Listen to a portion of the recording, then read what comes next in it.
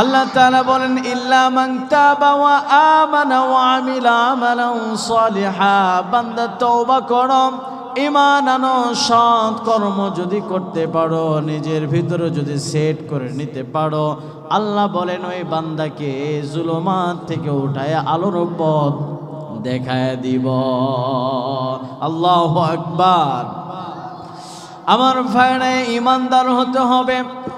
ঈমানদার হতে গিয়ে বিভিন্ন সময় কোরআনের জ্ঞান অর্জন করতে গিয়ে, কোরআনের কথা বলতে গেলে মানুষগুলো হুমকি ধমকি দিবে। যারা বাতিল, যারা মুনাফিক, তাদের সামনে যখন কোরআনের কথা বলা হয় তাদের অটোমেটিক ভিতরে জ্বালা পোড়া শুরু হয়ে যায়। আর আল্লাহ বলেন যারা মুমিন হবে, মুমিনদের সামনে যখন কোরআন তেলাওয়াত করা হবে, আল্লাহ তাআলা তাদের ঈমানের জজবাকে বৃদ্ধি করে দিবে। সুবহানাল্লাহ বিহামদিহি। আমার ভাইরা, আমাদের নেতা ছিলেন বিশ্ব নবী জনাব রাসূলুল্লাহ সাল্লাল্লাহু আলাইহি ওয়াসাল্লাম। মদিনার ওই সময় মানুষগুলো নবুয়তের আগ মুহূর্তে আমার নবীকে ওই কাফেরগুলো আল আমিন খেতাব দিয়েছিলেন। কুরাইশের কাফেরগুলো আমার নবীকে আল আমিন খেতাব দিয়েছিলেন। তার হাত ব্যাংক মনে করে টাকা জমা রাখতেন, স্বর্ণ জমা রাখতেন, জমির দলিল পর্যন্ত জমা রাখতেন।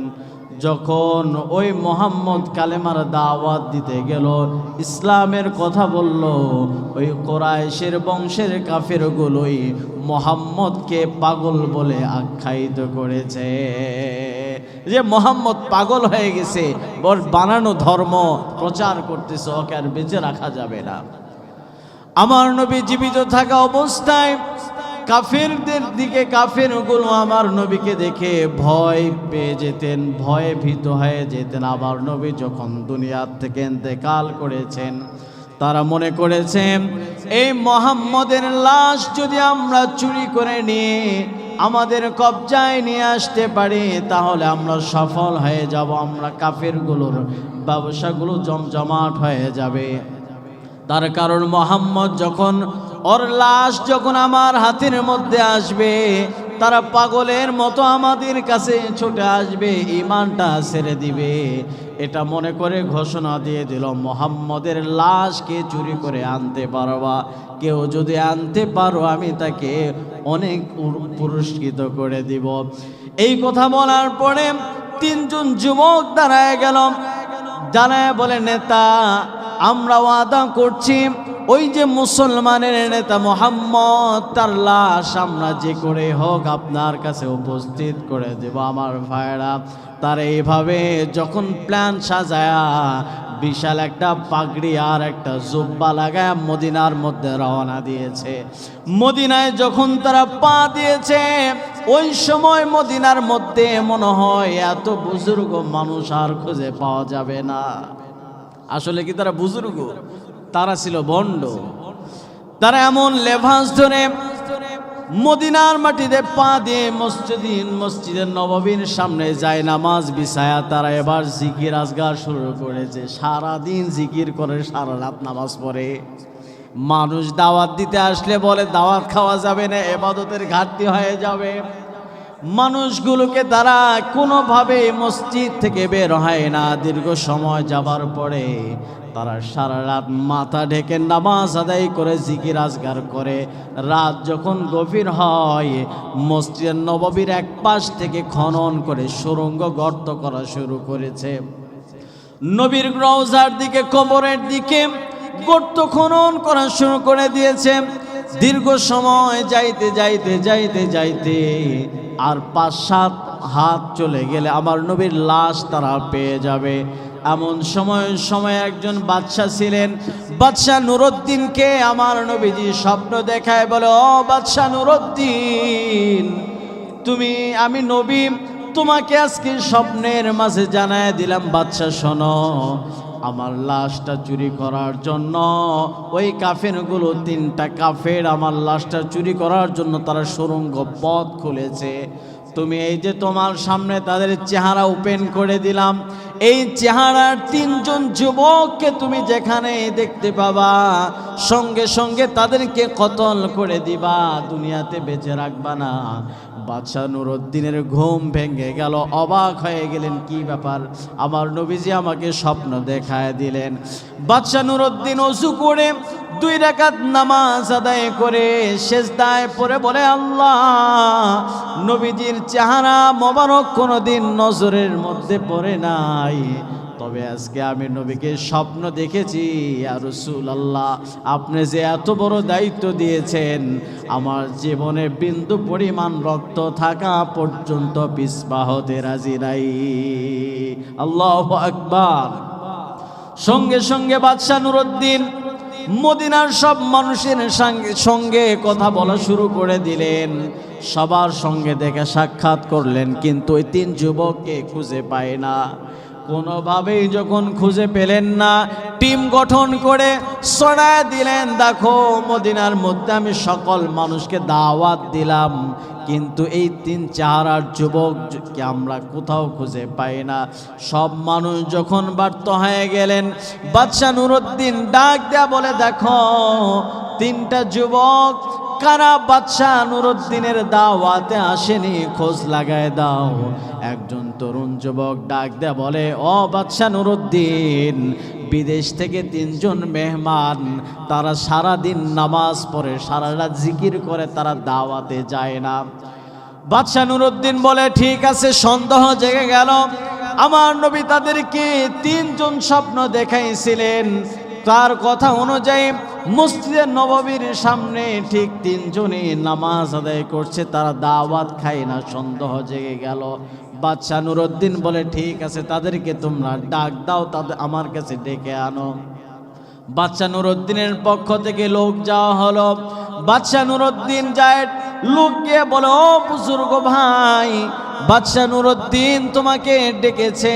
তারা বাদশাহ নুরউদ্দিন ডাকের কথা অস্বীকৃতি যাপন করে বললেন, আমরা মসজিদ থেকে বের হই না হলে ইবাদতের ঘাটতি হয়, আমরা বের হতে পারবো না। এই কথা বলার পরে বাদশাহ নুরউদ্দিনের কাছে এসে বলে, বাদশাহ, 3 জন মেহমান আপনার কাছে আসতে তারা রাজি হয় নাই, আপনার কাছে তারা আসতে চায় না। এবার আমার ভাইরা, বাদশাহ নুরউদ্দিন এবার নিজেই মসজিদ নববীর দিকে রওনা দিলেন। মসজিদ নববীর সামনে গিয়ে দেখে 3 জন যুবক রুমাল থেকে জিকির করতেছে। বাদশাহ নুরউদ্দিন দেরি করে না, মাথার উপর খাবলা দিয়ে পাগড়িটা টান দিয়ে দেখে, আমার নবীজি স্বপ্নের যুগে বলেছিলেন, ও বাদশাহ নুরউদ্দিন, ওই যে 3 জন যুবককে তুমি দেখতে পাবা, তাদের চোখ হবে নীল বর্ণের চক্ষু হবে। বাদশাহ নুরউদ্দিন যখন পাগড়ি টান দেয়, তাদের চেহারা স্বপ্নে আমার নবীজি যেমন দেখাইছিলেন ঠিক তেমন চেহারা। আমার নবীজি ব্যাখ্যা দিয়েছিলেন, তাদের চোখ হবে নীল বর্ণের, ঠিক সেম নীল বর্ণের চেহারা দেখা যায়, চোখ দেখা যায়। বাদশাহ নুরউদ্দিন দেরি করে নাই, কব্জ করে তাদেরকে তাদের আওতায় নিয়ে এসে বললেন, ও কাফের, তোমরা শোনো, তোমরা প্ল্যান করো আর আমার আল্লাহ কৌশল করে, তোমাদের কৌশল ভেস্তে গেল, আমার আল্লাহর কৌশল বিজয় হয়ে গেল। আল্লাহু আকবার। বাদশাহ নুরউদ্দিন এই কথা বলার পরে ডাক দিয়ে বলছে, বলো তোমরা কোথায় সুড়ঙ্গ করেছ, কোন দিক দিয়ে আমার নবীর লাশ তোমরা চুরি করতেছ। এই কথা বলার পরে বাদশাহ নুরউদ্দিনকে একজন কাফের বলে, ও বাদশাহ নুরউদ্দিন, এই যে এই পথে আমরা সুড়ঙ্গ করেছি। বাদশাহ নুরউদ্দিন সুড়ঙ্গের মধ্যে প্রবেশ করে দেখে, হারে, আর এক হাত যদি তারা, আর একটা রাত যদি তারা সময় পেয়ে যেত, আবার নবীর লাশ তারা পেয়ে যেত। ওই যে কিছু সংখ্যক মাটি বাকি আছে, কিছু সংখ্যক মাটি ভেঙে ভেঙে পড়ে গেছে, আর ওই সুড়ঙ্গের পথ দিয়ে আমার নবীজির পা মোবারক দেখা যাইতেছে। আল্লাহু আকবার। আমার নবীজির পা যেন, বাদশাহ নুরউদ্দিন ডাক দেয়া বলে, আমার নবীর পা যেন আসমানের চাঁদের মতো ঝলমল করতেছিল। বাদশাহ নুরউদ্দিন বলে, আমি আমার নবীর পা মোবারক ধরলাম, ধরে বলি, ইয়া রাসূলুল্লাহ, কোনদিন আপনার চেহারা মোবারক নজরে পড়ে নাই, কোনদিন আপনাকে আমি দেখি নাই। ও ইয়া রাসূলুল্লাহ, আমি বাদশা নুরউদ্দিন আজকে আপনার পা মোবারক ধরতে পারলাম। ইয়া রাসূলুল্লাহ, ওই কঠিন কিয়ামতের ময়দানে যেদিন সন্তান তার মাকে চিনবে না, মা তার সন্তানকে চিনবে না, ওই কঠিন মুসিবতের দিন আমি বাদশা নুরউদ্দিনের যদি কোথাও ঠাঁই না হয়, ইয়া রাসূলুল্লাহ, আমি বাদশা নুরউদ্দিনকে আপনার পায়ের নিচে আমাকে ঠাঁই একটু দিয়ে দিয়েন। সুবহানাল্লাহ। বাদশা নুরউদ্দিন নবীর পা ধরে সালাম করলেন, ইয়া রাসূলুল্লাহ, আমার জীবনে যদি কোথাও আমি ঠাঁই না পাই, আপনার পায়ের নিচে ওই আরশের দিন আমাকে ঠাঁই দিন। তার কারণ ওই হাসরের মাঠে এমন অবস্থা সেদিন সৃষ্টি হবে, একজন মা তার সন্তানকে চিনবে না, সন্তান তার মাকে চিনবে না। কিন্তু সেদিন কিছু মানুষকে পুরস্কৃত করা হবে যারা কোরআন, দিন, এলেম অর্জন করছে, এলেমের জন্য মা বাবা ভাই বোন ত্যাগ স্বীকার করে মাদ্রাসায় আসছে। সেদিন আল্লাহ তাআলা তাদেরকে বিশাল এক সিংহাসনে বসায়া মাথায় নূরের মুকুট পরায় ঝলমল করবে। আর এই সমস্ত মানুষগুলো বলবে, আল্লাহ ওরা কারা, ওদেরকে তো চেনা চেনা লাগতেছে। আল্লাহ বলবেন, ওরা হলো কোরআনওয়ালার বাবা, ওরা কোরআনওয়ালার অভিভাবক। এই জন্য আল্লাহ তাআলা আজকে বিশাল এক রাজকীয় টুপি পরে আল্লাহ সেদিন রাজ সিংহাসনে বসাবে। সুবহানাল্লাহ বিহামদি। আমার ভাইরা, আল্লাহ তাআলা সেদিন ওই হাসরের মাঠের দিন মানুষগুলো যখন বেকারার হয়ে যাবে, মানুষগুলো যখন দিশা খুঁজে পাবে না, আল্লাহ তাআলা ওই কঠিন কিয়ামতের ময়দানে দুই শ্রেণীর মানুষকে, তিন শ্রেণীর মানুষকে জিজ্ঞাসা করবে, বান্দা দুনিয়াতে কেন আমল করনি, দুনিয়াতে কেন তোমরা নামাজটা প্রতিষ্ঠিত করতে পারোনি, 5 বেলার নামাজ আদায় করতে পারোনি। ওই মানুষগুলো সেদিন বলবে, আল্লাহ আমরা যদি নামাজ না পড়ি, আমার বাবা যদি নামাজ পড়তে না বলে, আমার যদি নামাজ যদি ভিতরগত অবস্থায় নামাজ যদি ঠিক না থাকে, আল্লাহ তাআলা সেদিন বলবে, বান্দার নামাজ কেন পড়নি। বান্দা সেদিন মিথ্যা বলতে চাইলেও আল্লাহ সেদিন জবানটাকে বন্ধ করে দিবে, মোহর মেরে দিবে। সেদিন আল্লাহ তাআলার আদেশ অনুযায়ী হাত কথা বলবে। আল্লাহ তাআলা বলেন, ইযা জুলজিলাতিল আরদু জিলজালাহা ওয়া আখরাজাতিল আরদু আসকালাহা। আল্লাহ তাআলা এই পৃথিবী যখন ধ্বংস করে দিবে, এই মানুষগুলো সেদিন পাগলের মতো ছুটতে থাকবে। ইযা জুলজিলাতিল আরদু জিলজালাহা, এই জমিনটা সেদিন জালজালা শুরু হয়ে যাবে, এই জমিনটা সেদিন কম্পন সৃষ্টি হয়ে যাবে। একজন মানুষ আর একজন মানুষকে বলবে, ভাই তুমি কি শরাব পান করেছো নাকি, তুমি কি নেশা পান করেছো নাকি, আজকে কেন তুমি হেলে ঢুলে পড়ে যাচ্ছ? সেদিন মানুষটা জবাব দিয়ে বলবে, আজকে আমি ঢুলতেছি না, এই জমিন আমাকে ঢোলাইতেছে। ওয়া আখরাজাতিল আরদু আসকালাহা, সেদিন সম্পদগুলো, জমিন সেদিন তার নিচ থেকে সম্পদগুলো বের করে দিবে, ভারী ভারী স্বর্ণ মুদ্র বের করে দিবে।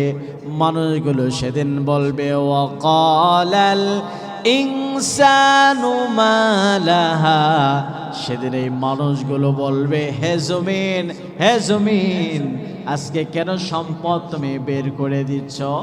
এই সম্পদের কারণে আমার ভাইয়ের সাথে দ্বন্দ্ব করেছি দুনিয়ার জমিনে, এই সম্পদের কারণে মায়ের সাথে দ্বন্দ্ব করেছি, এই সম্পদের কারণে আত্মীয়তার সম্পর্ক ছিন্ন করে দিয়েছি, আজকে এই সম্পদ কেন বের করে দিচ্ছ? সেদিন জমিন বলবে, আল্লাহর অনুমতি হয়েছে বিধায় এই সম্পদ জমিন থেকে আমি বের করে দিচ্ছি। সেদিন মানুষগুলো পাগল হয়ে ছুটতে থাকবে। আল্লাহ তাআলা সেদিন বলবেন, বান্দা দুনিয়াতে কোথায় তুমি অপকর্ম করেছ, কোথায় তুমি মানুষকে হত্যা করেছ। আল জমিন সেদিন সাক্ষী দিয়ে বলবে, এই যে জমিন এই জায়গায় দাঁড়ায় আমার বান্দা আমার হক নষ্ট করেছে। জমিন বলবে আল্লাহ তারে ধরো। সেদিন জমিন বলবে আল্লাহ আমার বুকের উপর পা দিয়ে মানুষকে হত্যা করেছে তাকে ধরো। সেদিন পালানোর কোনো ক্ষমতা নাই। আল্লাহ তাআলা সেদিন মানুষগুলোকে জিজ্ঞাসা করবে, বান্দা তুমি দুনিয়াতে আমার দিন প্রতিষ্ঠিত করো নাই কেন, নামাজ কায়েম করো না কেন, করো নাই কেন? সেদিন ওই মানুষগুলো বলবে আল্লাহ দুনিয়াতে সময় পাই নাই, এদিকে নামাজ কাঁধে করতে পারি নাই।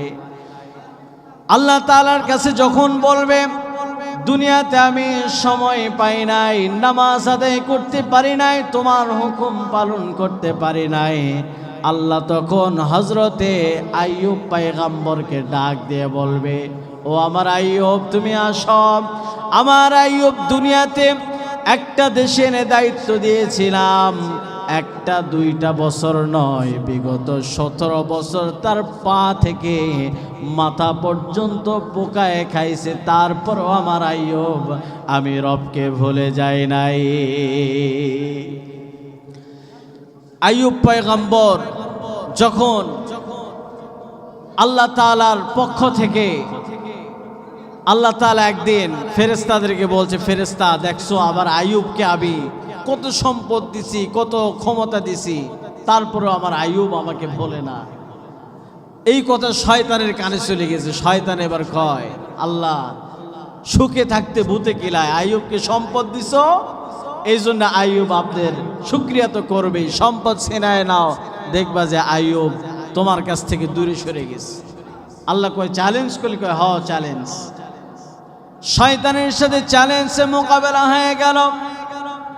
আইয়ুব নবীর এইভাবে তার পা থেকে মাথা পর্যন্ত ধীরে ধীরে পোকায় কামড়াতে শুরু করলো। তার যত সম্পদ ছিল এই সম্পদগুলো ধীরে ধীরে, উটের পাল ছিল শয়তান সেগুলোকে ধ্বংস করে দিয়েছে, ছাগলের যেগুলো পাল ছিল সেগুলোকে ধ্বংস করে দিয়েছে। তার সম্পদ যখন যেগুলো ছিল মাঠের মধ্যে সব সম্পদগুলো নষ্ট করে দিয়েছে। খবর আসছে আইয়ুব পয়গম্বর আল্লাহ তাআলার আপনার সব সম্পদগুলো নষ্ট হয়ে গেছে, সব উটের পাল নষ্ট হয়ে গেছে, কি করা যায়? আইয়ুব পয়গম্বর ডাক দেয়া বলে, যে আল্লাহ সম্পদ দিয়েছিলেন ওই আল্লাহর মাল আল্লাহ নিয়ে গেছে, আমি আইয়ুব একটা মুহূর্তের জন্য কষ্ট পাব না। আইয়ুব পয়গম্বর আল্লাহর শুকরিয়া আদায় করলেন। শয়তান চিন্তা করে, আহারে সম্পদ নষ্ট করলাম, তারপর আমার আইয়ুব একটা মুহূর্তের জন্য পিছপা হলো না। এবার আইয়ুব পয়গম্বরের সন্তান ছিলেন 3 জন, একসাথে 3 জনকে হত্যা করে ফেলছে। আইয়ুব পয়গম্বর তারপরেও বলছে, আল্লাহ আমার সন্তান দিয়েছিল, আল্লাহর মাল আল্লাহ নিয়ে গেছে, আমার কোনো আফসোস নাই। এবার আমার ভাইরা আইয়ুব পয়গম্বর সন্তান হারাইলেন, সম্পদ সবগুলো হারাইলেন। দেশের মানুষগুলো আসছে, ও আইয়ুব পয়গম্বর আপনার কাছে আমরা আবদার জানাইলাম, আমাদের ফসলগুলো নষ্ট হয়ে গেছে, কি করে আমরা বেঁচে থাকবো, কি খেয়ে আমরা চলবো? আইয়ুব পয়গম্বর বলে, টেনশন করো না, 1 বছরের খাবার আমাদের স্টক করা আছে, এটা দিয়ে পার করে নিতে পারবো। শয়তান যখন এটাও শুনছে, সেটার উপরও হামলা করে জ্বালায় পোড়ায় শেষ করে দিয়েছে। এবার আইয়ুব পয়গম্বর বেকারার হয়ে গেলেন।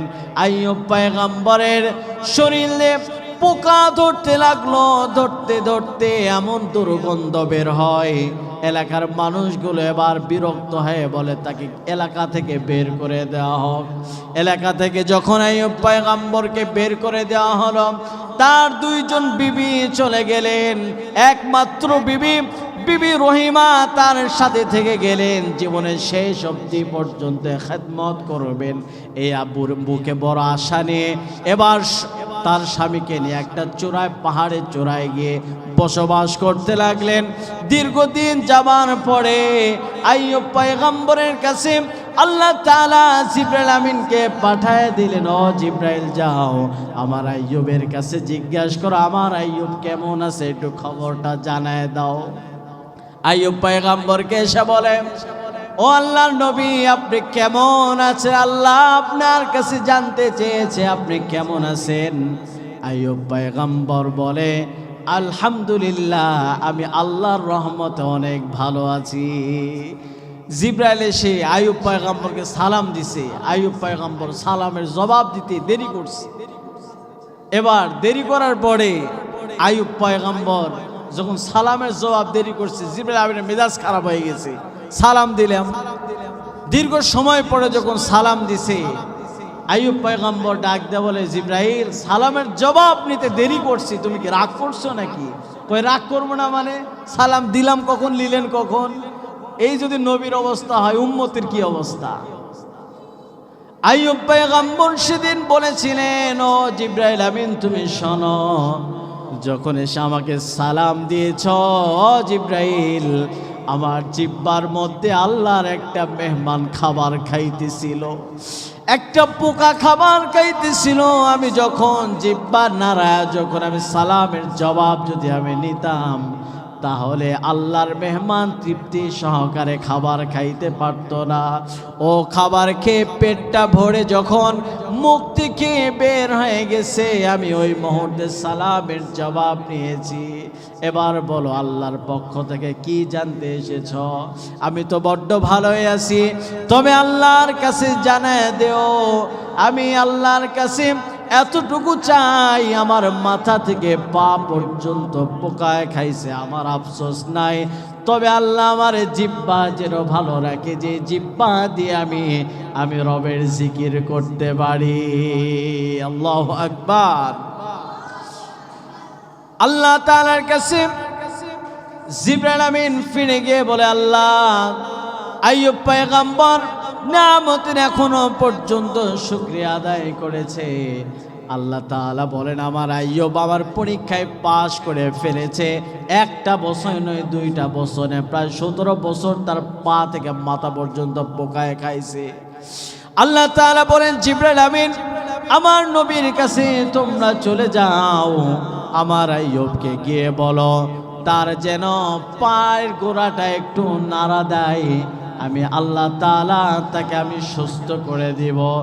এবার ভাইরা আমার আইয়ুব পয়গম্বরের কাছে এসে বলে, ও আইয়ুব পয়গম্বর আল্লাহর পক্ষ থেকে ফরমান এসেছে, আল্লাহর পক্ষ থেকে আল্লাহ জানিয়ে দিয়েছেন আপনি একটু পাটা নাড়ায় দেন, আল্লাহ তাআলা আপনাকে পুনরায় সুস্থ করে দিবে। এই কথা শোনার পরে আইয়ুব পয়গম্বরের চোখ থেকে পানি টপ টপ করে জমিনে পড়তেছিলেন। আল্লাহর ফেরেশতা জিবরাইল আমিন ডেকে বলে, ইয়া রাসূলুল্লাহ, ও আল্লাহর পয়গম্বর আইয়ুব আপনি কেন কাঁদেন? আল্লাহর এটা তো সিস্টেম, পাটা নাড়া দেন। আইয়ুব পয়গম্বর বলে, ও জিবরাইল আমিন আমার যখন মাথা থেকে পোকা লাগা শুরু হয়েছে, আমি কোনোদিন কাঁদি নাই, কোনোদিন চোখ দিয়ে পানি পড়ে নাই, সন্তুষ্ট ছিলাম। আজকে আমি কেন কাঁদি তুমি জানো? বলে কেন কাঁদেন? বলো জিবরাইল আল্লাহ যে বলছে আমার পায়ের গোড়া নাড়া দিতে, তাকায় দেখো পোকায় তো আমার পায়ের গোড়াটায় খেয়ে ফেলছে, আমি কি দিব, কি দিয়ে আমি দাঁড়াবো? আল্লাহর ফেরেশতা বললেন, আপনি শুধু একটু নাড়া দেন, যা আছে আল্লাহ তাআলা সুস্থ করে দিবে। আর যদি আইয়ুব পয়গম্বর পাটা একটু নাড়া দেওয়ার সঙ্গে সঙ্গে পা থেকে পানি বের হয়ে গেলেন। জিবরাইল আমিন পান করে দিলেন, গোসল করে দিলেন, দেওয়ার সঙ্গে সঙ্গে আইয়ুব পয়গম্বরের পুনরায় আবার 28 বছরের যুবক যৌবন আল্লাহ তাআলা ফিরিয়ে দিয়েছে। আল্লাহু আকবার।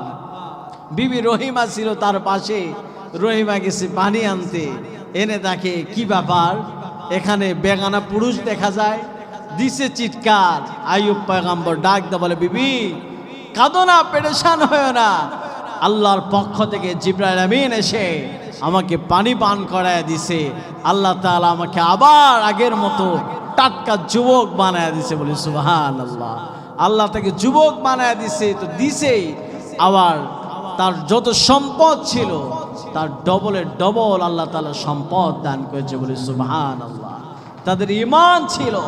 আল্লাহ তাআলা আমাদের সকলকে 5 ওয়াক্ত নামাজ আদায় করে আল্লাহ তাআলার মুত্তাকিন পরহেজগার মুমিন হওয়ার তৌফিক দান করুন সকলে পড়ুন আমিন।